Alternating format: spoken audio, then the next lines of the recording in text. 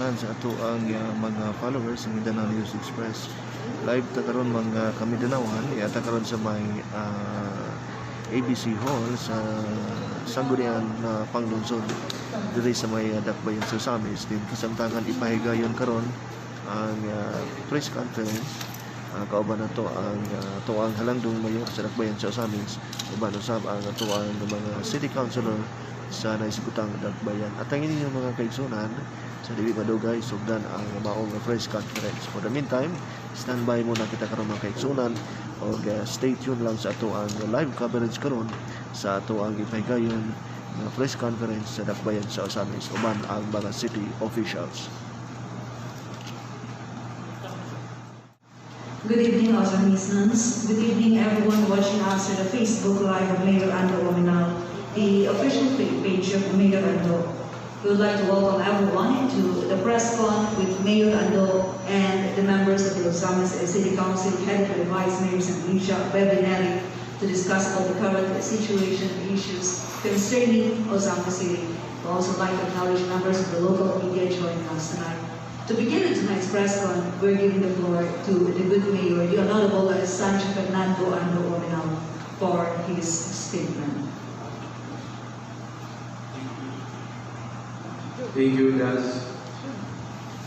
Mayong gabi kanatong tanan to all our followers and viewers of our local news outlets present here today, to the Ozamis sa ato ang ever supporting and dynamic and active city council members headed by Vice Mayor Pebrero, who is in my right, to the councilors, Councilor Marcelian Dakbayan, ABC Vice President John Doctor, Councilor Daniel Lau, Councilor Junjun Sakin, Councilor Anita Dinsag, Councilor Dinky Suizo, Councilor Kat Kathleen, Councilor Cecil Ko,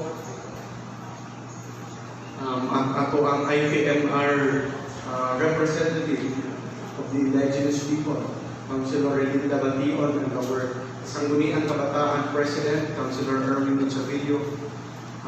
Just as well, she could not join us because of some important matters. Councilor Lordy Fuentes-Cipres and also Board Member Tata Acevedo, who is on official leave. Mayong gabi kanatong kanan. So, we'd like to discuss tonight the present issues and matters concerning the city of Ozamis. I'd like to start sa ato ang status sa COVID dinhi sa ato ang dakbayan. We have to remember and we have to be aware that the COVID pandemic, the virus, is still here and it is getting stronger.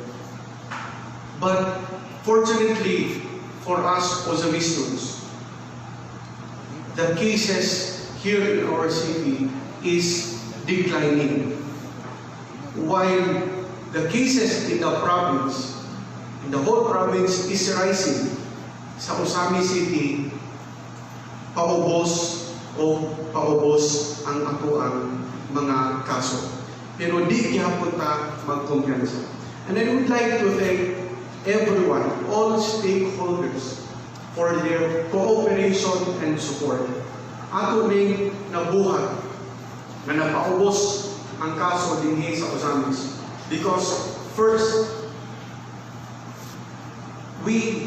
I believe we are the strictest city in the province or even in the region in the imposition of the minimum health protocols.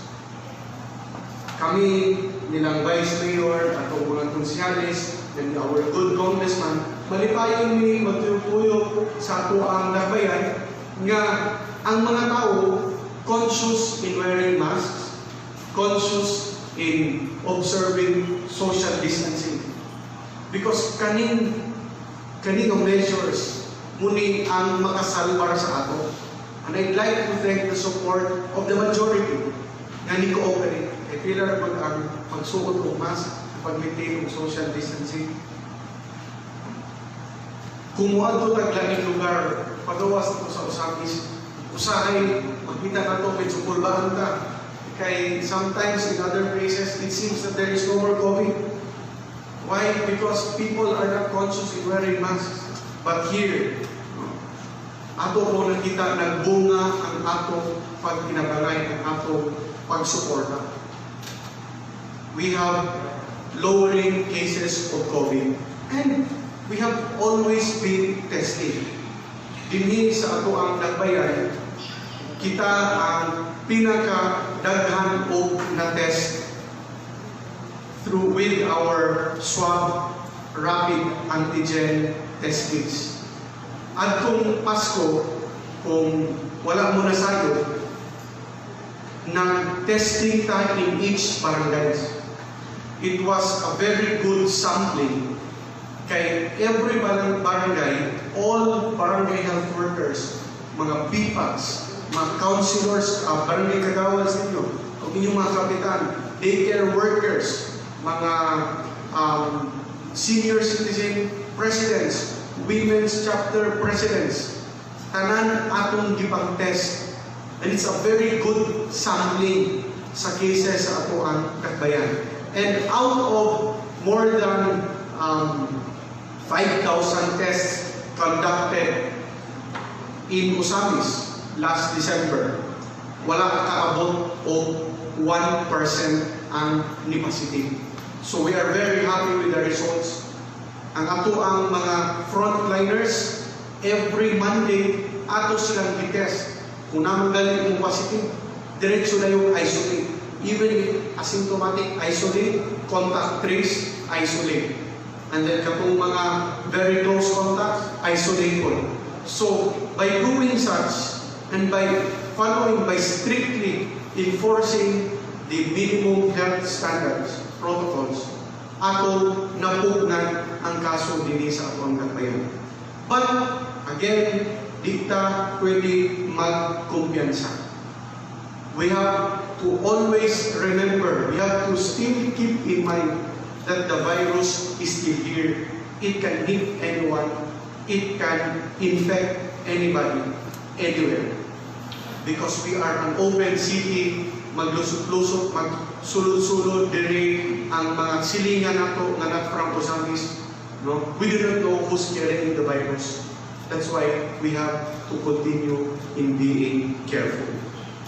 Hopefully, when the vaccine arrives in the Philippines, so makakuha na po ta. We have already allocated an initial 50 million pesos for the vaccines.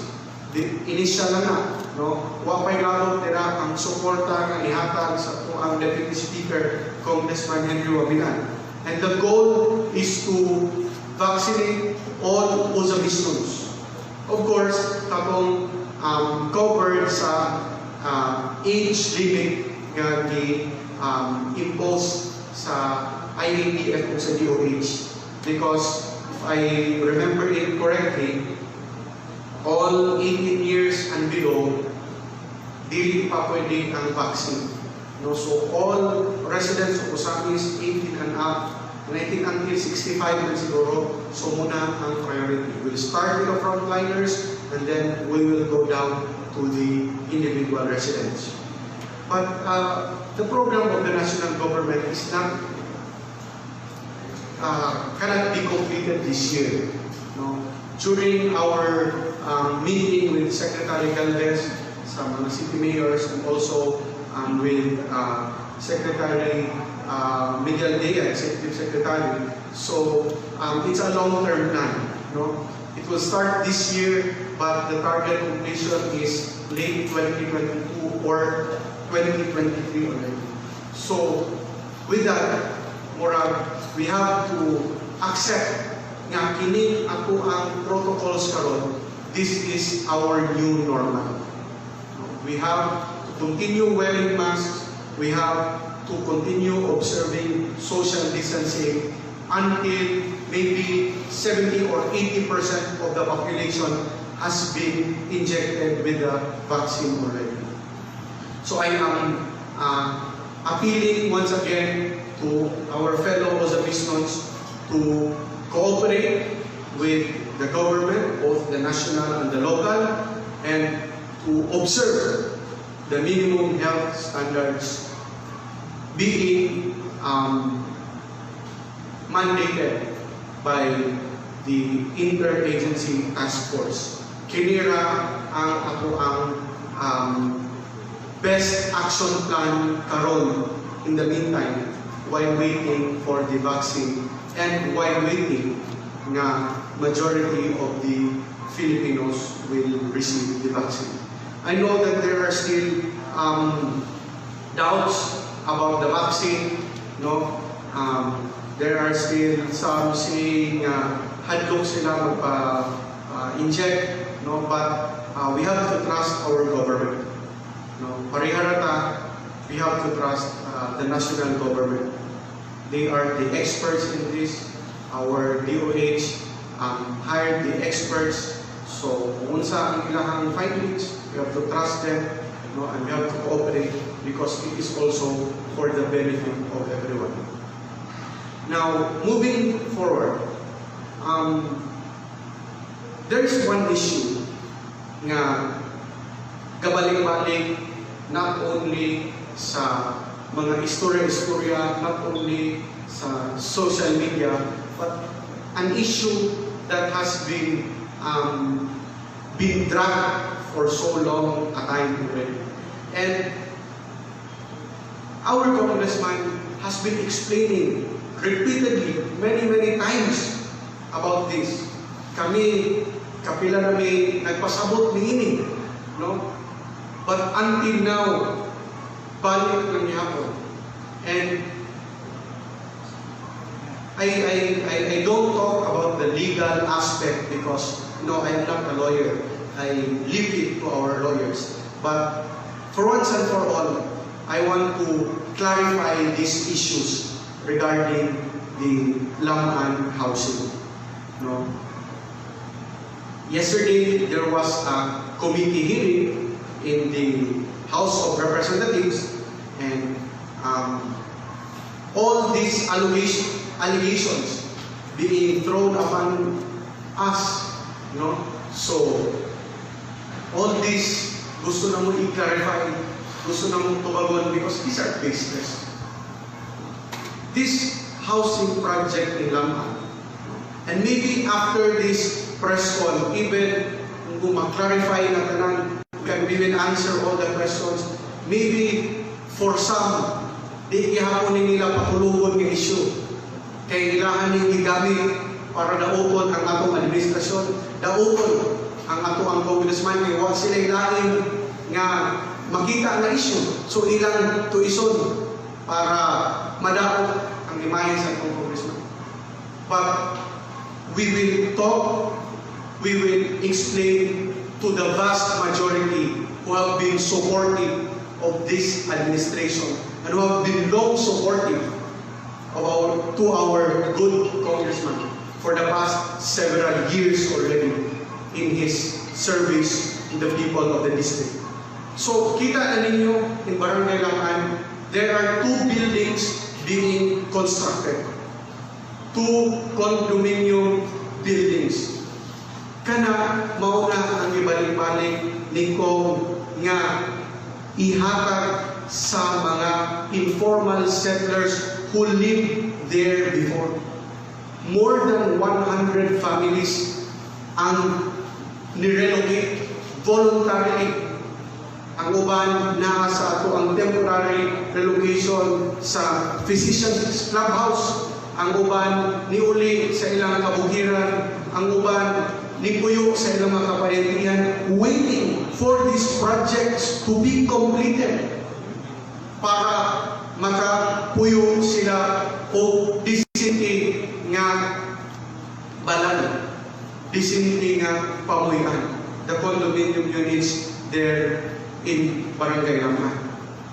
But there are some alleging this and that. Illegal ang pag-demolish. Violation of the Bayanihan to Heal as One Act, violation sa administrative order of the DILG, postponing the demolitions. Gusto na mo i-clarify ni ng mga issues karon. First, there was no demolition. Lahi ang demolition sa dismantling. What happened was dismantling. Kaning mga tao, mga owners, mga informal settlers, and some formal settlers nga nanag-iya sa ilang mga tagsa-tagsa kabalay, we negotiated with them. Maubitaw na that project was supposed to commence on September 2019. Nakasugod lang May 2020 because ongoing ang negotiations with the landowners.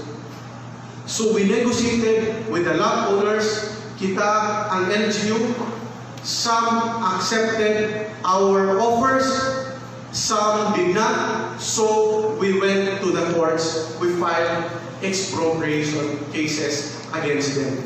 Now, katong mga nisugod dayon, of course, mubalik sila, iniguman sa kondo, ilang gidismantle ang ilang mga balay. Why? Ilang bungkag hinahinay para mapuslan pa ang mga kung unsang mga kagamitan na ilang makita na pwede pa gamiton. And when they were done already, nga ilan na nakuha ang mga suga, ilan na nakuha ang nabutang, kung naay mga kahoy or mga lumber na pwede pa gamiton, ilang gipangkuha na. That is the time they asked the contractor, pwede na ninyo i-clearing kay wala naming magamit dira, wala naming mapuslan. And that is what those families did. Munang makita ninyo nga ang bako nag-clearing na lang after ipangsalbar na sa mga tag-iya ang mga gamit na pwede pa nila i-reuse. Now, muingon mo, what about the video? Why is there a video na naigasagit-sagit kay gidemolish ay ilang balay? That is dramatized. Kanang mga nagsagit-sagit, kanang people who are claiming nga evict sila then gibukag ilang balay, they are not from that area. They are not from Barangay Lampan. It was all started by the Neri family. Kanak sila ilang gipanguha kinsa ilang mga makuha para mo-dramatize sa situation. Pangita na po og tao nga nagpuyo dira nga nahawa na evict tungod kay gidemolish ang ilang balay.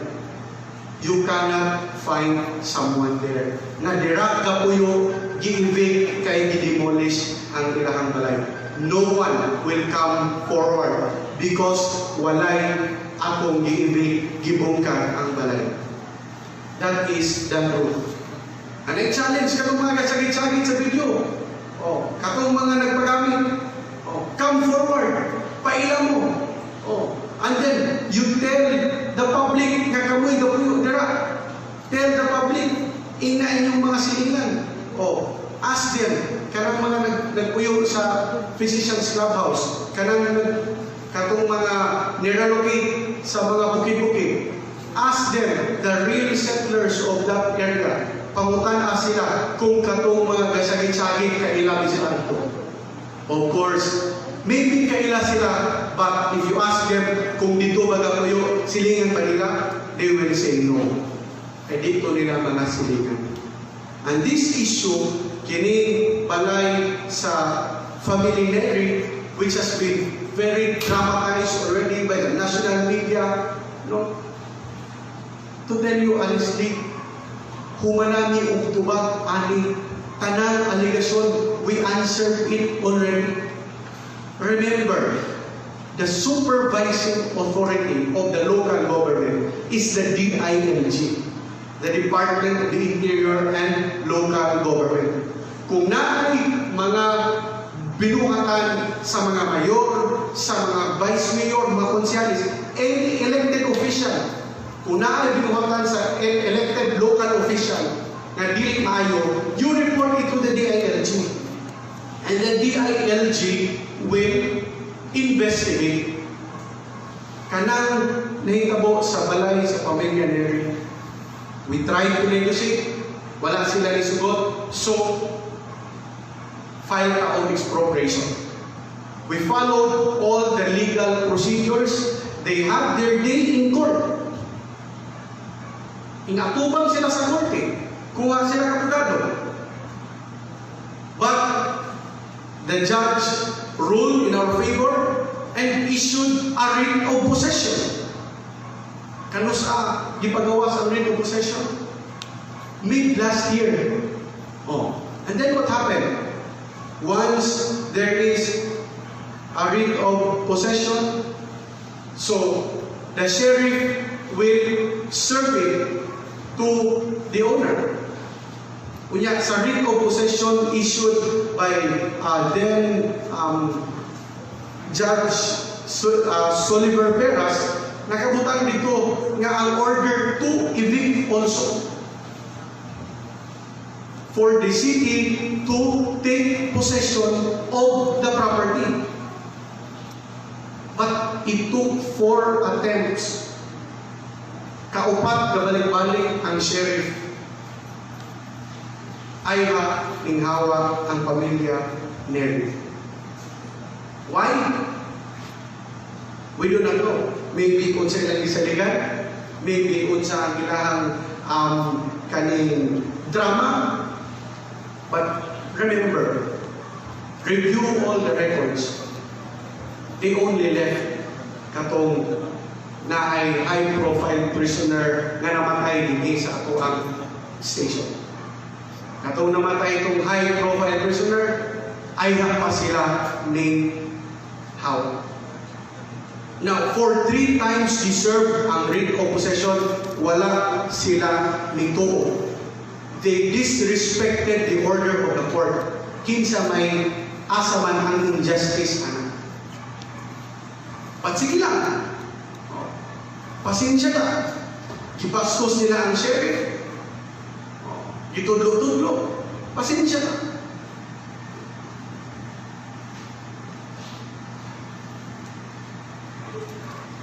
Ilang disrespect ang judicial process, pasensya. And then sila pa yung magsagit-sagit of justice. You know, truth is, di ka mani about that house or that family. It's been dramatized already. Parang ka sa pag-istorya. It's all about politics. It's all about destroying the reputation of the congressman. Maurahin na. And kamo na yung tanaw kung ginsay kapalikod sa ilahan. Basta ako isulti ninyo, they only left katong namatay ang kanhi board member din ha sa Ozamis Police Station. I don't know kung sa relationship nila with the family. Nakita ko yung pictures ni Kalat before with Catherine Henry. Kamo na yung sabutan. But to prove to you, para maklaro na mo that we have followed all the legal processes nga wala ni balaod, wala kay balaod nga gitumban. So, because of their complaint and the complaint of their lawyers, the Undersecretary of the DILG under the Bantay Corruption Office in the person of Yusek Densing issued a show cause order against me, asking me to explain why no administrative cases should be filed against me because of the allegations of these lawyers and of these families. So, tanahan ko ano sokos, yung gi labag na palaot. So, gikubag na ako. And then, we supported it with all the documents that we have to prove nga atong gisunod ang proseso. So, abot dito, unya, kaning, wanting to part ng DLG. And then, eventually, a party list representative called the ILG, i-pressure ang ILG na pa-imbestigahan ang naitabo sa Ozamis. Kanya si ILG, kung man naman sila imbestigahan. But, para lang nga to accommodate the party list representative, nag-conduct o re-investigation ang DILG with this time with a different team. So, team from the region, team from the province, again another team from the region, team from the province. Re-investigate, pasulat na pati. Supplemental sokos ko no. So, we answered again, and we all the allegations atong gitagsa-tagsa o tubag. And then we sent it to the DLG.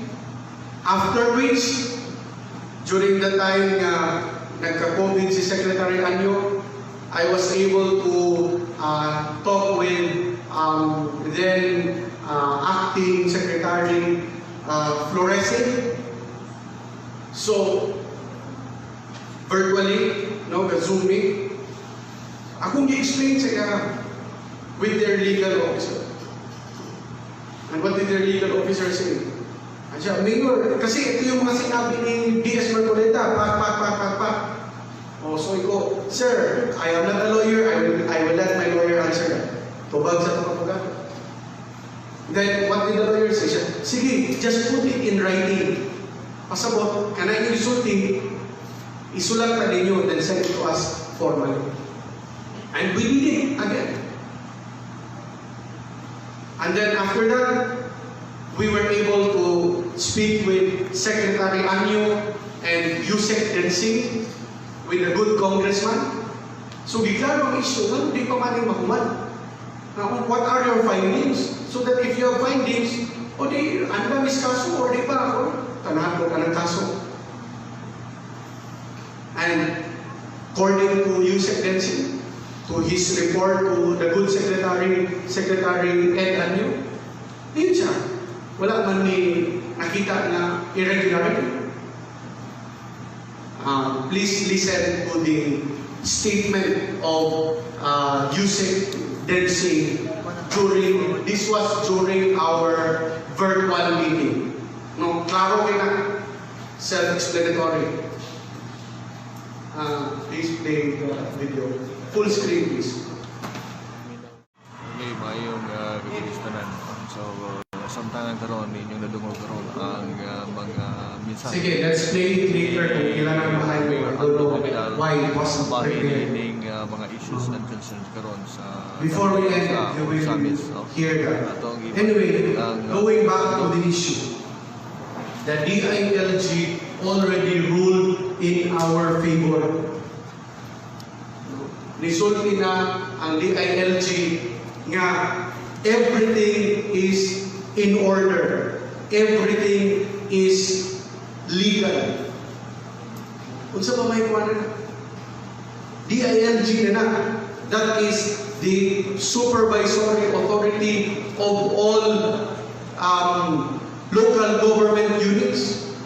And it is the national office of the DILG already who mentioned that sila na ang nag-investigate.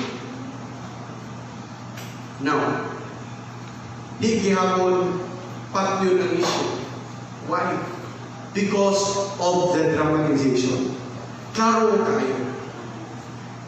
Gisakyan o maayo para madaog ang ato ang congressman. Gisakyan o maayo para madaog ang administrasyon. So many activities being done. Ang atong City Council, in the regular sessions, kasi investigate, klaro kaayo nga mga anomalies before, ga-investigate sila, ilang gi-present, why nga istorya about it. Mga kapitan nga nagbinuang, gisuspend, why nga istorya about it. Klaro kaayo. We have our ongoing programs. We have our free hospitalization. We have our free funeral services assistance. At kung December, hatag tao, we distributed the pamaskong handog. We distributed aids to the families. We turned over one rescue vehicle per barangay. The first time in the history of the province nga naay syudad nga naghatag og brand new nga vehicle. But no one is talking about it. Why? Tungod sa issue nga gidramatize. Dramatize tungod kay na isa ka pamilya nga gapagamit sa opposition. What is the purpose? To destroy, to malign, to besmirch the reputation of our congressman. We know it is the congressman who is the target because kami, ako, even if I'm your mayor, before I became your mayor, wala mo ko ninyo nainhan. But the people elected me because of their trust and confidence in the good congressman. Landslide ang Team 20-0 din sa Ozamis, sa whole district because sa pagsalig sa tao sa atuang congressman. And that is why ang kontra, ang congressman yun ang ilang atake. And they are using these issues. Wa sila ipaki anang pipila ka pamilya karon nga nagbulag kay ubanin hundreds of families waiting to transfer to the condominium unit in Barangay Laman, hundreds of families waiting to transfer in the housing project in Barangay Malaubang. Wa sila ipaki ana as long as kaning issue sa isa ka family nga maggapagamit magsigig balik-balik para madaog ang atong congressman. Klaro na kaayo. Unya, bisag unsay istorya sa abogado, pangitaan yun kung tigil. Kaya ang purpose, it's not to know the truth, it's not to find the truth, it's not justice thereafter. What thereafter is destroying the image of the congressman. That's it. We know that already. How pitiful ganimon ana ang tumo sa atuang tumo. Di na lang yung makahulat ng campaign million dahil mangumpanya. And we know who are behind this. Of course, those who have been affected by the drug trade. O naman na. Tanan, gipangbuhat sa congressman, gipangtabunan, ipahilo. Tanan mga activities sa LGU, tabunan, pahilo. Kaya para madaot yun ang akong congressman. It's obvious politics. And it's just sad na naay pamilya gapagamit, kunwari, crying for justice. Pero sa tinuod lang, gusto lang yun na daoton ng akong congressman. Because they know nga wala may lain nga ilang magamit against the congressman. Kita nila nga nasakyan sa national media, sakyan nila maayo. We know who those people are. And let me tell you this, you will not succeed. You will never succeed. Kanay yung mga dami-dami nila. Kapag klaro na nga pila na mo kabo, that's why you're using dummies. You know, nakanindot ko ani is that those who are really true supporters, manggawas. And those who are really kasakay-sakay lang, manggawas po. But I am happy. We in the family are happy nga karong panahon kini tanan nga mga nag-manifest og support sa ato ang congressman. They are manifesting their support because they love our congressman, because in one way or another nakatabang ang atong congressman sa ilaha, touch sa ilahang tagsa-tagsa na kinabuhi. Whereas on the other side, gilabanan nila ang mga nagpataka o pagdaot, not because they were helped, dili tungod nga tabangan sila, but tungod nasukulan sila sa atong congressman. That's the big difference. So, you know, ang amo lang, no? So that you will, if you really want to know the truth, kung di mo matuo sa atuang congressman, sa inyong mayor, sa inyong opisyalis, then you talk to an objective lawyer. Para po dili po dugawas ka kayo mayaman. No? Muna'y biggest problem in our society today. Daghan kay magmarunong. Daghan kay mag-comment na kunwari sila rin nakasabot, kunwari sila rin right, sila rin kamao.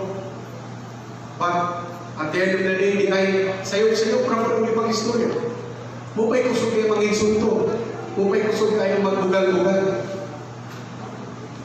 And if you really want to know the truth, you talk to an objective lawyer.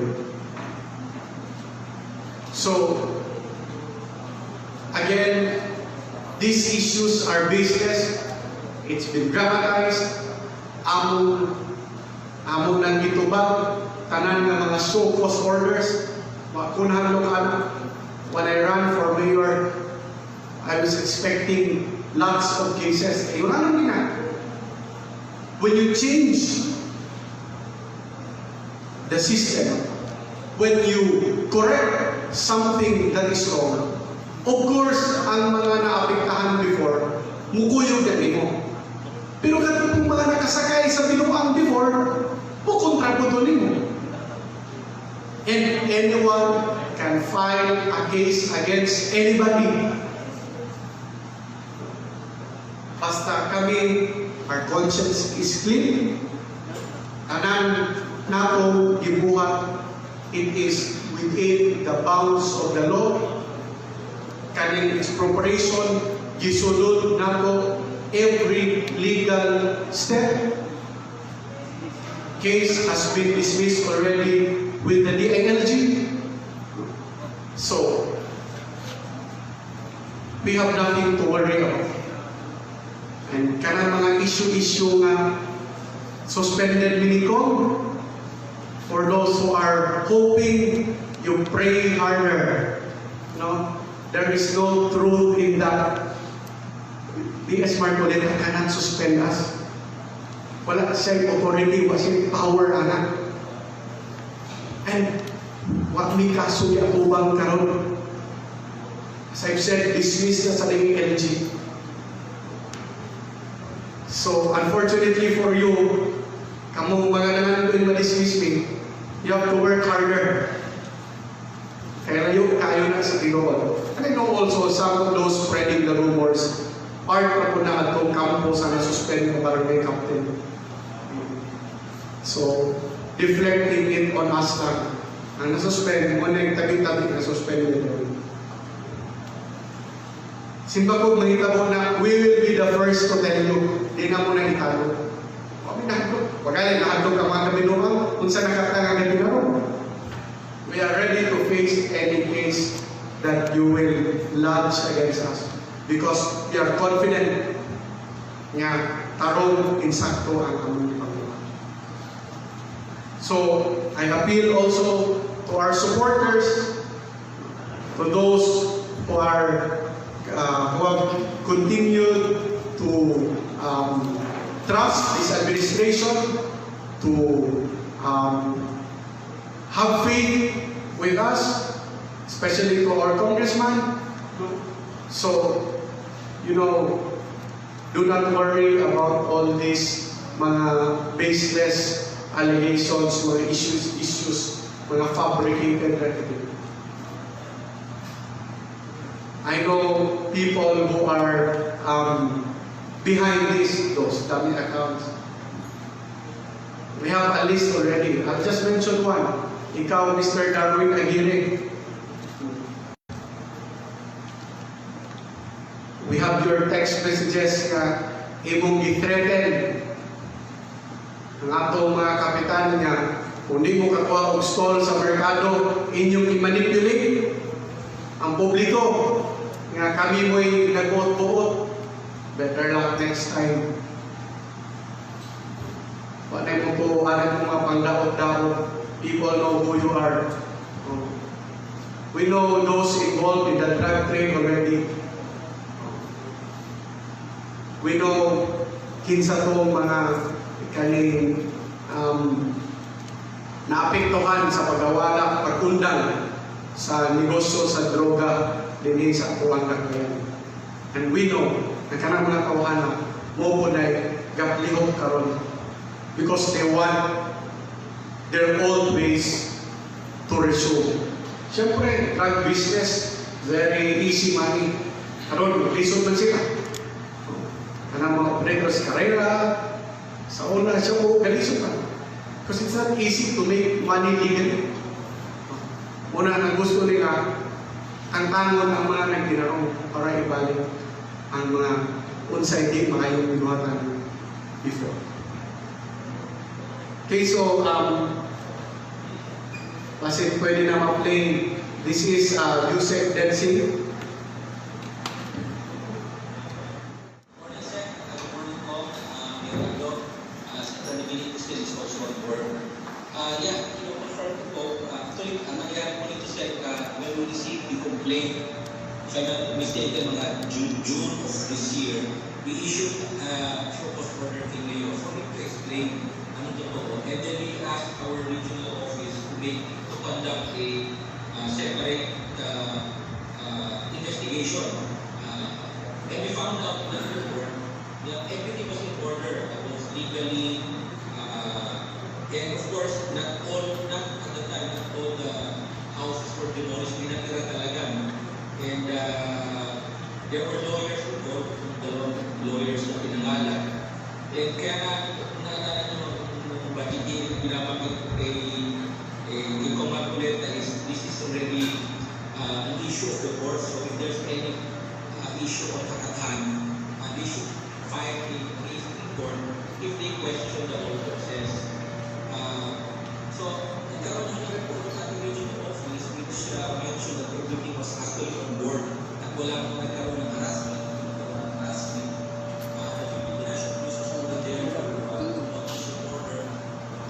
Apparently, the report was unacceptable because of certain pictures and videos which was sent to Congressman Coleta. So, in public hearing, as directed by Secretary Ando, we conducted a re-investigation being composed of the BLG, as the Bureau of Situation and the Anti-Corruption Program, PNP-CIDG, ating representative from the regional office. So they conducted the investigation and again came out at the system report you have the regional report of the regional office. And this was ang bagong report to galing sa police lieutenant that was on the ground to make the investigation. Denied that there was harassment from the part of the PNP. And bumaba ang investigation team from the provincial office. And again confirming, in fact, as the report as of I think November 12, there were still 22 undemolished houses or certified kasi 13 kasi demolished kumita dun sa temporary settlement site. Dun sa 22 of 21 at sa 21 of 22 are really supporting also the housing project of Congressman Oaminal.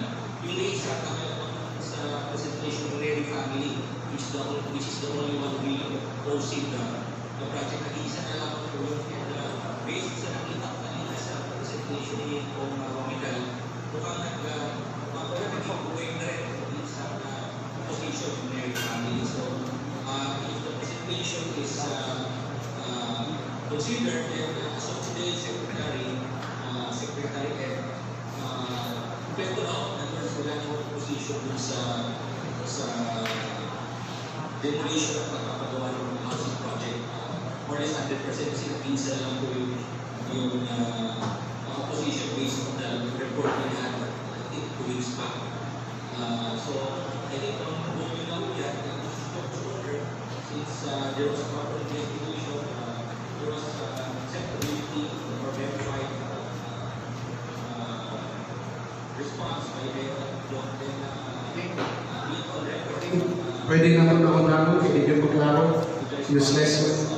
Tagaan lang muna mo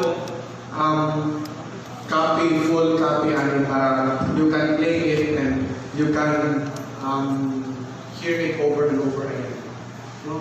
So, again, no, I think this video sums up all the allegations nga why basihan. Muna na ang tubag sa puno. But I know, of course, again, dili tanan mo tuod, hindi nila pagyod. Tungod kay, ngitayin sila issue, ngitayin sila kuwan. No? So, basta for the vast majority of the public who I know are supporting us. So if you have doubts, this is the clear response from the DILG. We have explained to them several times already. Daghan na collateral damage ani, even Major Tano of the PNP was made to explain when he was just doing his job. But luckily, the case was also dismissed. Kaya wala lagi basihan. Puro mga istorya-istorya. Twisted facts. Not even facts. Twisted information. All because of politics. Kung ikaw itong ingon ko, no, upon the recommendation of the councilor, good councilor Kathleen, ang katong mga malipay nga kani ang ilang kalipay kaya ang pagbugal-bugal sa amuha, pagpandakot sa kong, you need a psychiatrist. Di na maayo. So, don't worry, if you can find a good one, we will give you free sessions because you are still Ozamis and you deserve the best service. Maybe we can help you mentally na mabalik na o normal ng pamuna-muna, and you will know what real happiness is. You will know kung unsa ang tinuod nga makapalipay sa tao, dili ng mga pandaw-tao. Ang katong mga pataka na o istorya-istorya, well, you know, your comments just reflect the kind of attitude you have. Especially katong mga uneducated na mga opinions na bisan kung sa nagpaklaro sa atong mga abogado, sa atong mga opisyalis, maglahi na yan. Basta kami, we have spoken, di na naman gusto balik-balikon pa, kay mura maghapon. No matter what we say, no matter how clear our explanations and justifications are, there are always those people na yun mo sabot, kay ilahan gusto na yun sila magdahon. But to our supporters, don't worry. The noisy are always the minority. They will never succeed because evil will never triumph. So before we entertain questions, no, you can ask any questions that you want, whether it being about COVID or about the Laman issue or about anything that you wish to clarify with us. No, you can ask questions later. But before we entertain questions, ang yun, ang akong mga tagsa-tagsa ka konsehalis to also share their views and their sentiments to the Ozamis. So, daghang salamat. Can we start with Konsehal Doktor, then last would be Attorney Mars, then Vice Mayor Nel. May hapon sa tanan, good evening. Salamat sa po ang Brigade Mayor sa iyang pagkasapot sa sitwasyon natin karon sa pagkahimtang karon sa Ozamis, specifically kining ang issues kung COVID and kining salaman. Busy kayo sa social media na entertain ang inyong mga issue karon. Mga kuwala siguro inasulti. Careful na siguro kamo lantaw sa mga sitwasyon nga labi na diha sa social media kay labi na din ang mga fake accounts. Kay kini ang buong tinuod na account kung muhatag ang COVID, madabudabuhan diretso sa mga fake accounts, ambot lang, o usara siguro na si katao, naghalang siya di buhat ng accounts. So, ang ato po mga Ozamis nun, at kung mahilig sa mga Facebook, pwede po po makaparticipate. So, kung sa inyo nasabtan, sa kahimtan nato, ang binahani ng issue karon na napasabot naman yun sa ato City Mayor, kung sa credible ang ato ang evidences, ang ato ang gibuhat, tinuod, with sincerity, ang ato ang mga programs. So, inawat nga magkatuyo kita o ato mga mahilig sa social media, atong ipagawas ang tinuod. No, mas may magandang tinuod. So, kung doon ay mga pipila lang nag-focus sa issues para maguba o credibilidad sa ato ang mga leaders, pipila lang na sila. So, kita ng kabalo, ato ang mapasabot, pagkatabang ang pasabot. So, wala siguro natin paawad sa ato ang mga Ozamis, labi na sa mga nagsunod sa social media. Dagang salamat na ito.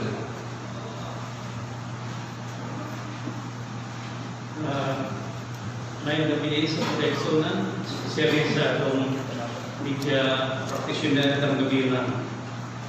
Actually, ang problema na ito, nag-start na kita ng kaning proyekto sa housing project ini sa Laman. Ang tumong doon sa atong congressman, tumong sa atong mayor sa LGU sa Ozamis, may pag-provide of decent na housing sa atong mga urban world. So, lately, si Congressman Marcolita ni task naman po sa issue aning Laman. So, kung atong tanawon yun, ang proseso ang ibuha sa LGU, ipaagi na ito sa legal, ipaagi na ito o ipaagi na ito korte. Kanang proyekto intended for the public gallery, ang LGU na katungod pag-expropriate sa properties kung ang tagya sa yuta wala interest nga mabalik yan sa gobyerno. So, mura ginatong basihan kung ang proyekto, ang yuta, intended for public use nga maka-benefit sa kadaghan sa tao, ang syudad, ang LGU, nagkatungod nga mag-expropriate. Primero, negotiation, operan sila. Kung dili sila musugot, then ipaagi na ito sa korte, expropriation, which atong gipalo karong panahon na. Ang gibuhat galing sa atong LGU karong panahon na, very beneficial sa katong mga tao nga puyo sa katang housing project. Imagine, bayaran pa sila. Pag magbayad, tagaan kagin sila free nga housing unit. Ahamang ka makakita nga proyekto. Ang intention nila sa atong syudad, sa atong congressman, nga pagtabang o pinansa sa kaning housing project o sa LGU, pinaagi sa atong mayor Ando, nga makahatag taon sa atong kaigsunan din sa Laman, sa urban core sa Laman, nga disente nga ginatong Bisag atong basihan din sa mga ubang naman po tayo daghan tayo mga urban po. Napoy proyekto nagibuhat po sa pinagi sa atong congressman o sa atong syudad nga parehar gyapon natagaan nato og disente nga pagpuyo sa kaning mga katawhan nato sa Malawang. Kay kung musuroy ka din sa Malawang, especially din sa mga coastal mga houses din mga balay-balay, luoy kay ang mga kondisyon, no? Ako nakita na ko ng iriha katong time nga nangampanya mi then katong mga panahon nga nagsuri-suri nga ang iriha, makita din mo nga daghan kita kay igsunan nga ang ilang pagpuyo pwede yung pagkita. So hopefully na kaning gibuha sa syudad kayuhan man isa pang katawan sa Ozamis City, dili unta nila apilan o political o sa kung nasa intention mo dahil karon 2022 magpresenta sila ng platform sa ilang mga maayong na plataforma ipresenta sa katawan na makatabang po sa itong leksyonan.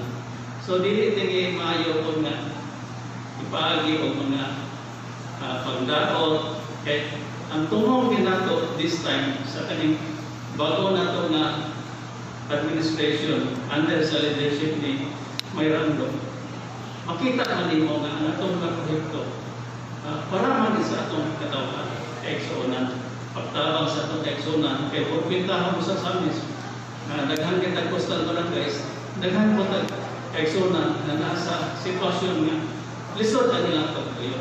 So natong tumong maayo. So hopefully natong eksonan karon nga na subay sa atong interview nga masabtan po nila na ang atong tumong mayor gyud, no? Ang syudad na important. Kung mamaayo na itong manage, daghan gyud mga benepisyo. So daghan salamat na gabi.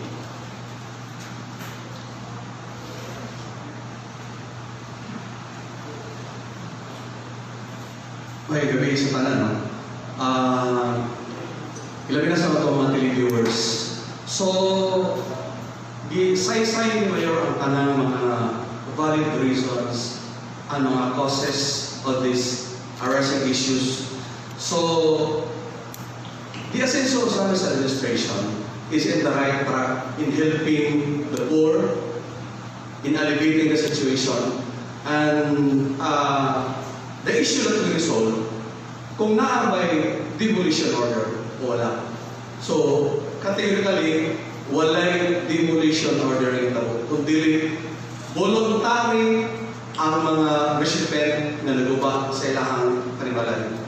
So, for me, the political summit in our province still going on.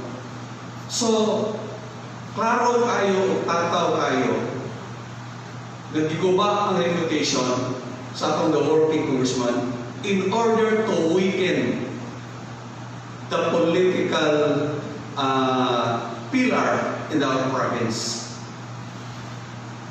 We still fighting in this arena, but daghan sa mga political rivalries na ilang i-weaken aron mubalik kung unsa man ang kahimtang sa nanglapay katuigan sa atong siyudad o sa atong probinsya sa kinatibukan. So, with the Sancho Fernando team, we assure the public that we are in the right track and we act legally. So, we are not acting in the illegal situation. So we assure the people that your elected public officials is doing in order to serve the majority of the people. Thank you.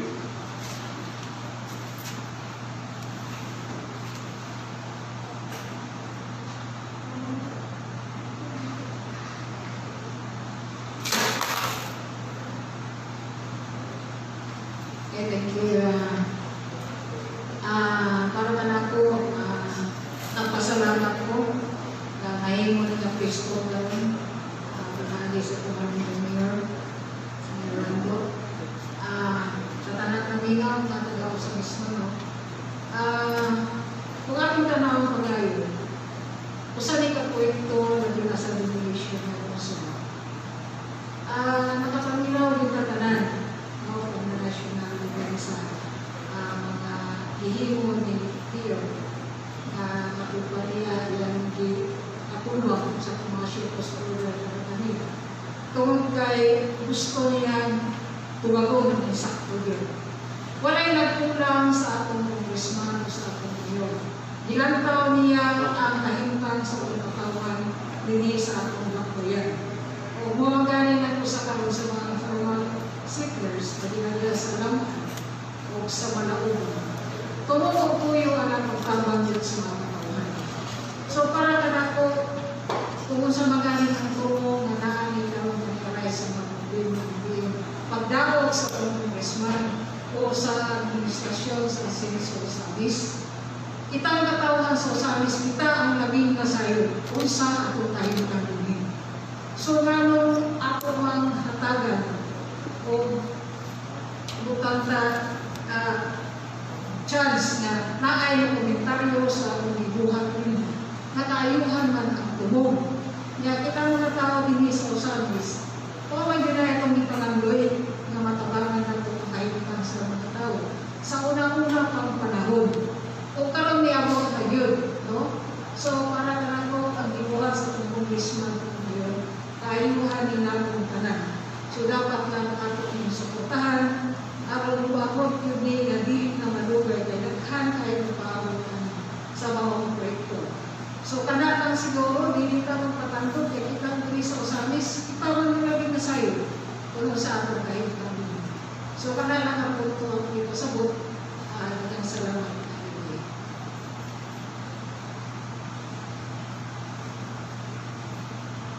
Good evening, everyone. Good evening to all our viewers. The Sancho Ozamis administration is always firm in its belief on good governance, transparency, and anti-graft and corruption practices. So, we, your government officials, are open to answer your queries, to explain and clarify issues. So there is no need for us to use dummy accounts to destroy and to attack the LGU of Ozamis. So that's all, and thank you.